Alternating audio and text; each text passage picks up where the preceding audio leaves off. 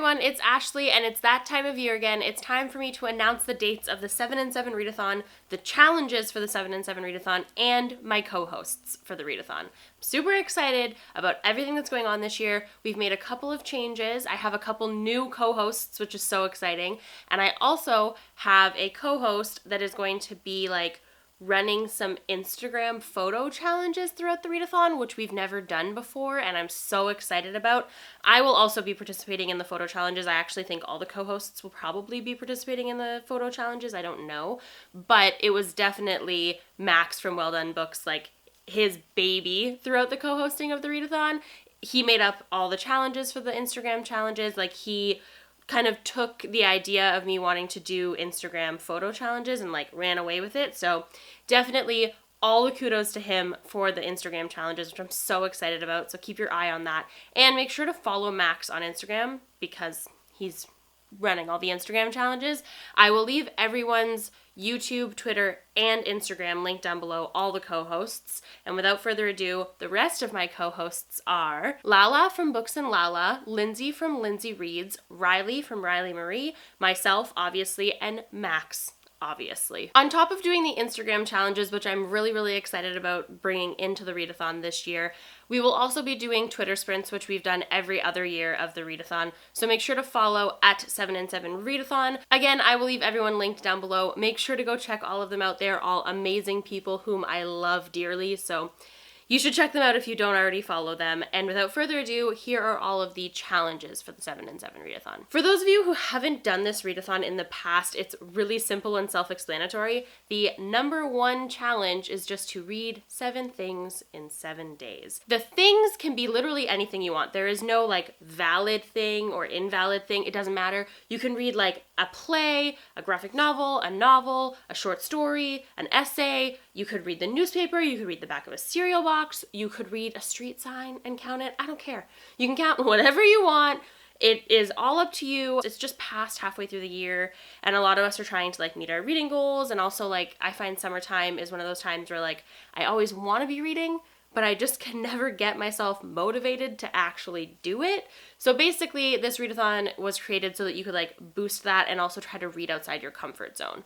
So the number one challenge is to read 7 things in 7 days. That's the main goal. I have been participating in this readathon since the very beginning, and I have literally never read 7 things in 7 days. So this year is the year that I'm going to try to actually accomplish my own readathon, so let's try this. The second challenge is to read a book with yellow on the cover. This is because it's summertime and we wanted to make a really easy challenge, so it can have yellow on the front, the spine, the back, it doesn't matter. The third challenge is to read something outside your comfort zone or your normal reading habits. Try reading a picture book or a poem, or if you're not a graphic reader, read a graphic novel, etc. Just read something outside your comfort zone and you've accomplished this challenge. Challenge number 4 is to read a book or a story or read something that starts with your first initial. I love this challenge because it's quirky but not too hard.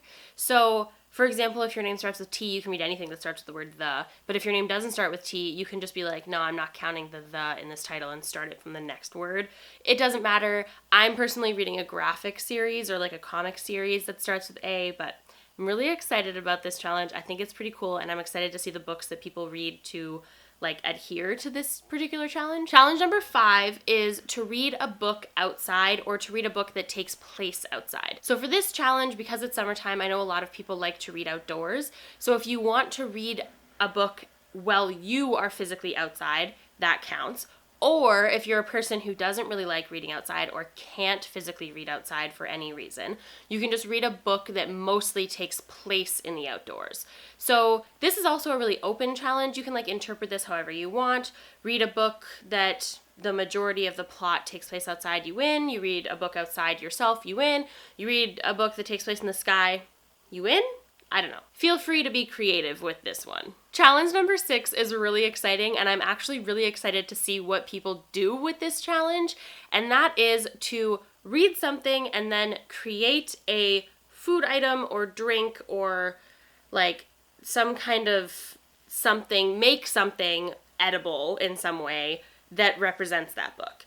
Or you can pick a food that you like or a drink that you like and then read something that seems like it would be like that. So like you can flip it either way, but basically you get to eat things or drink things if you want, or make those things.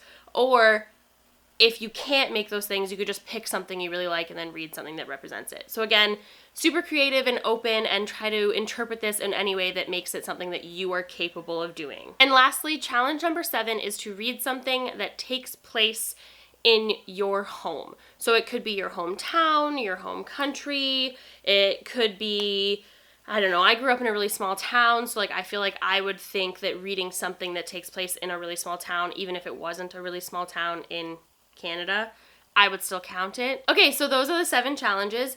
It goes without saying, but just to be clear, you do not have to do these 7 challenges by any means. You also do not have to read 7 things if you really can't. If you do not think it is possible to read 7 things, please still participate and just try to read more than you would normally read. I just really want people to have fun with this readathon and try to read more than they would normally be reading, because I feel like that is essentially accomplishing what this readathon was originally supposed to be about. Okay, so I haven't fully finalized my TBR for this readathon quite yet, but here are the 9 things that I'm currently eyeing. First, I have The Slow Regard of Silent Things by Patrick Rothfuss. This is a spin-off novella about one of the side characters in the Kingkiller Chronicles series. I have been putting it off for so long because I just like always want to at least have something by Patrick Rothfuss to be reading, but I really want to get to it. It's super short, and the side character that this follows is like my favorite side character. Well, no, aside from Bast, this is my favorite side character in the whole series, so I'm really excited about reading it, and I know that I'll fly through it once I pick it up, so it's a perfect book for this type of readathon. Next, I have a childhood classic that I really want to get to, and that is Tuck Everlasting by Natalie Babbitt.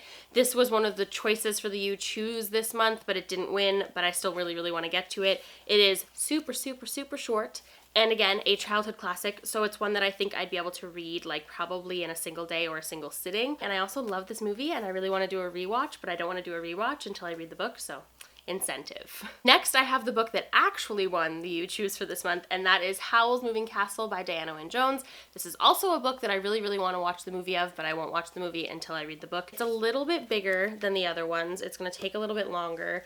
It's also mass market paper. I realize that this sounds so silly. I am aware.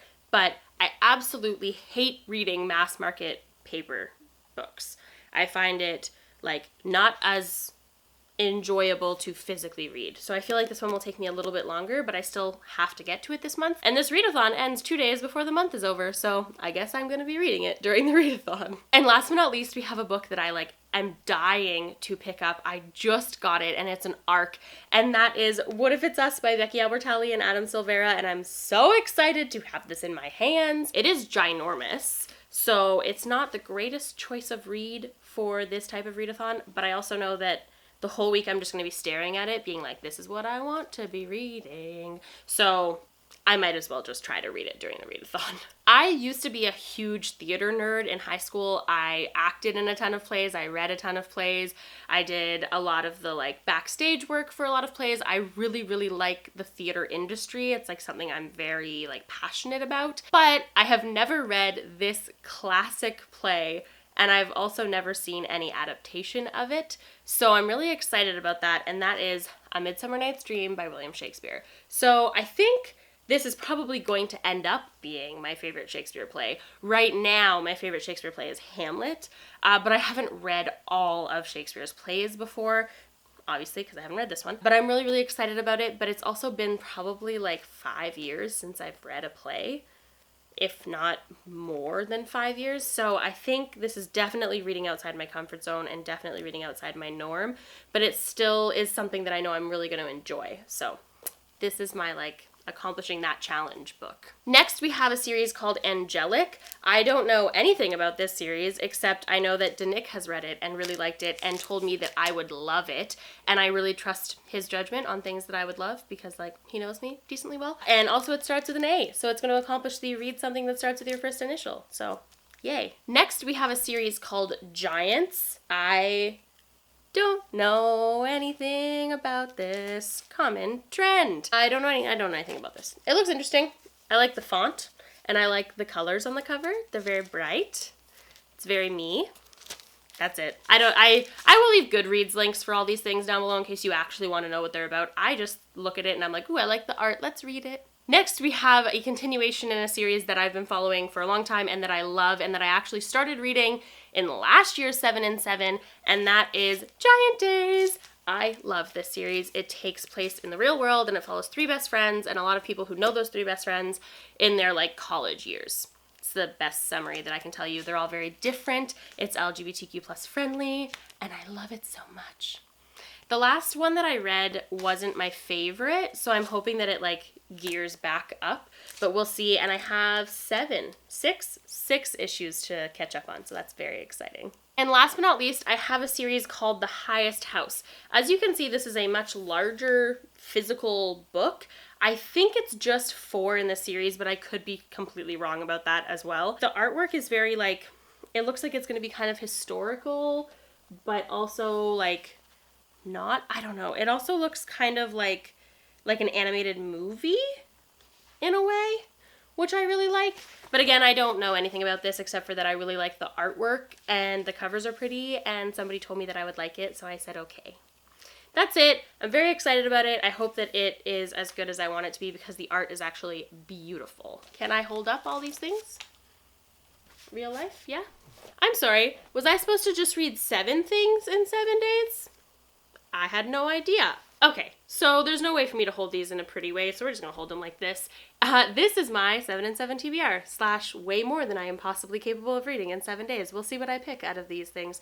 Maybe I won't even pick these things. Who knows? I suck at sticking to TBRs.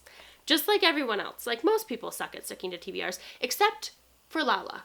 Somehow, she's like, I'm gonna read these books this month, and then she just reads those books. Who does that? I'm incapable of that. But these are the books I think I want to read next week. We shall see. Make sure to comment down below and let me know what you guys plan on reading next week. Make sure to let me know if you plan on participating in the readathon. Use the hashtag, can I get this? Use the hashtag 7 and 7 readathon to follow along. I will be following that hashtag. Make sure to follow at 7 and 7 readathon on Twitter to participate in the Twitter sprints. Make sure to follow all of us on Instagram to participate in the Instagram challenges. I'm very excited about this year's readathon and I hope that all of you guys are planning on participating. And other than that, I will see you guys soon with another video. Happy reading. Bye! I also just wanted to quickly mention that the 7 and 7 readathon was created by Frankie from Instead of Gold. I will leave her channel linked down below for you guys.